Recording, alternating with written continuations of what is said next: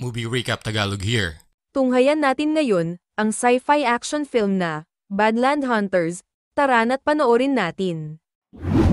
Nagsimula ang pelikula sa isang laboratorio sa Seoul, South Korea kung saan nagkalat ang mga reptile na nag-mutate. Pinatay ng isang doktor na nagngangalang Giso ang assistant upang subukan ang natuklasang serum. Sa kabilang silid ay nandoon ang anak niya na nanatiling buhay sa tulong ng makina. Ilang saglit pa ay pinasok ng mga otoridad ang lab upang arestuhin siya sa salang pagpatay sa mahigit 100 tao na ginamit niya sa eksperimento. Gusto niyang patunayan ang natuklasan. Nang itarak niya ang serum sa anak ay binaril siya ng otoridad. Nang aarestuhin siya ay nagsimulang lumindol ng malakas at gumuho ang mga gusali. Agad na tumakas ang mga otoridad upang iligtas ang kani-kanilang sarili. Samantalang si Gisu ay patuloy na prinotektahan ng anak hanggang sa gumuho na rin ang gusaling kinaroroonan nila. Dahil sa malakas na lindol ay nawasak ang buong paligid. 3 taon pagkatapos ng lindol, ang survivor na si Jiwan ay naghahanap ng makakain. Maya-maya lang ay may nakita siyang buwaya. Sinindihan niya ang palaso bago pinana ang buwaya. Nang tamaan niya sa ulo ay bumagsak ito. Nang lapitan niya ang buwaya ay bigla itong nagising at hinabol siya. Sinubukan niyang magtago sa loob ng kotse ngunit patuloy siyang inatake ng buwaya. Sa kabutihang palad ay dumating si Namsan at hinila ang buwaya. Gamit ang itak ay tinagan niya ang buwaya hanggang sa mapatay ito.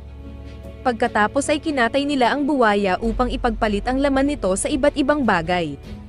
Ilang sandali pa ay dumating si Suna kasama ang lola niya upang kumuha din ng karne. Sinubukan ni Jiwan na magpapansin kay Suna ngunit mas nakatuon ang atensyon nito kay Namsan. Nag-ambala ang mapayapang umaga nila nang biglang may dumating na mga gangster na nagpakilalang mga pulis at may hinahanap silang kriminal.